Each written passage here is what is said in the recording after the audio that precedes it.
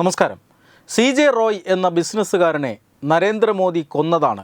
BJP ചോദിച്ച പണം കൊടുക്കാത്തതുകൊണ്ട് കേന്ദ്ര ഏജൻസികളെ ഉപയോഗിച്ച് അദ്ദേഹത്തെ പീഡിപ്പിക്കുകയായിരുന്നു. റോയിയുടെ മരണത്തിന് കാരണം നരേന്ദ്രമോദി സർക്കാരും BJPയുമാണ് എന്ന് പ്രചരിപ്പിച്ചവർ ഇന്ന് ഏത് റോയ് എന്ന് ചോദിക്കുകയാണ്. കാരണം റോയിയുടെ ആത്മഹത്യയ്ക്ക് പിന്നിൽ കേന്ദ്ര ഏജൻസികളല്ലെന്ന് ഇന്ന് തെളിഞ്ഞിരിക്കുന്നു.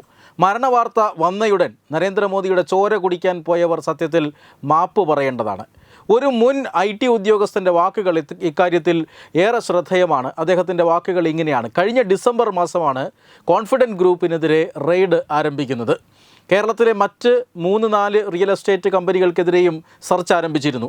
ഇൻകം ടാക്സ് ഡിപ്പാർട്ട്മെൻറ്റ് ഒരു സെർച്ച് ആരംഭിക്കുന്നതിന് അവരുടെ ടാക്സിനെ കുറിച്ചൊക്കെ വ്യക്തമായി പഠിച്ചിട്ടാണ്, അതിനെക്കുറിച്ചുള്ള അറിവുകൾ നേടിയതിന് ശേഷമായിരിക്കും.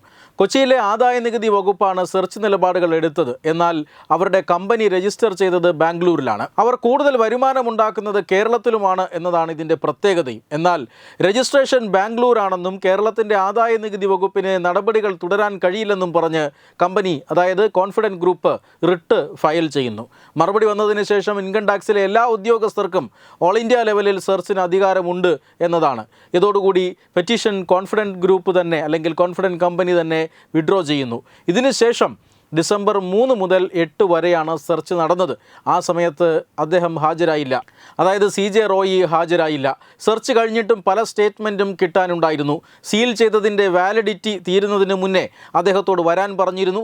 അദ്ദേഹത്തിന് സൗകര്യപ്രദമായ സമയത്ത് വരാനാണ് കൊച്ചിയിലെ ആദായ നികുതി വകുപ്പ് പറഞ്ഞത്. 28-ന് റോയ് വരികയും വളരെ സൗഹാർദ്ദപരമായി കാര്യങ്ങൾ വിശദീകരിക്കുകയും ചെയ്തു.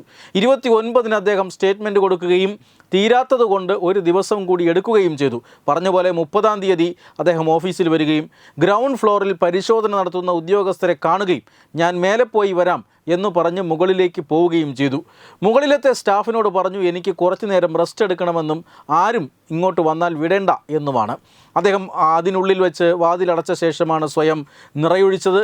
അദ്ദേഹം വന്നു പോകുമ്പോൾ ദേഹപരിശോധന നടത്താനുള്ള പ്രോസസ്സായിട്ടല്ല ഉദ്യോഗസ്ഥർ പോയിട്ടുള്ളത്. ഈ വാക്കുകൾ മോദി വിരുദ്ധരുടെ തലയിൽ ഇപ്പോൾ ഇടിത്തീ പോലെ വീഴുകയാണ്.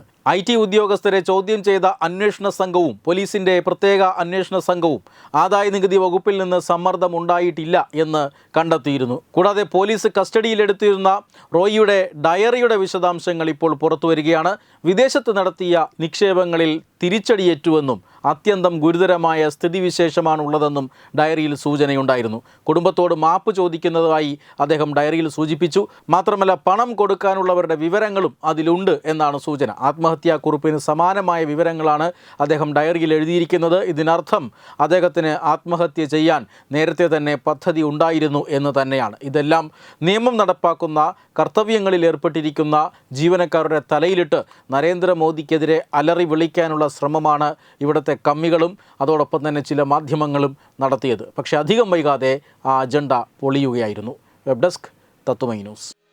Brought you by Kerala AIDS control society. HIV/AIDS സംബന്ധമായ സംശയങ്ങൾക്ക് 1097 എന്ന 24 മണിക്കൂറും പ്രവർത്തിക്കുന്ന ടോൾ ഫ്രീ നമ്പറിലേക്ക് വിളിക്കുക. വാട്സാപ്പിലും ഫേസ്ബുക്കിലും ഒക്കെ സ്റ്റാറ്റസ് അപ്ഡേറ്റ് ചെയ്യാറുണ്ടല്ലോ. HIV സ്റ്റാറ്റസോ HIV പിടിപെടാനുള്ള സാഹചര്യങ്ങളിൽ കൂടി അറിഞ്ഞോ അറിയാതെയോ കടന്നു പോയിട്ടുണ്ടാവാം. എന്ത് തന്നെയായാലും മുൻകൂട്ടി പരിശോധിച്ച് HIV സ്റ്റാറ്റസ് അറിയൂ. സൗജന്യ HIV പരിശോധനയും കൗൺസിലിങ്ങും ആരോഗ്യ കേന്ദ്രങ്ങളിൽ പ്രവർത്തിക്കുന്ന ICTC അഥവാ ജ്യോതിസ് കേന്ദ്രങ്ങളെ സമീപിക്കുക. നിങ്ങളുടെ സ്റ്റാറ്റസ് എന്തായാലും വിവരങ്ങൾ രഹസ്യമായി സൂക്ഷിക്കുന്നതായിരിക്കും.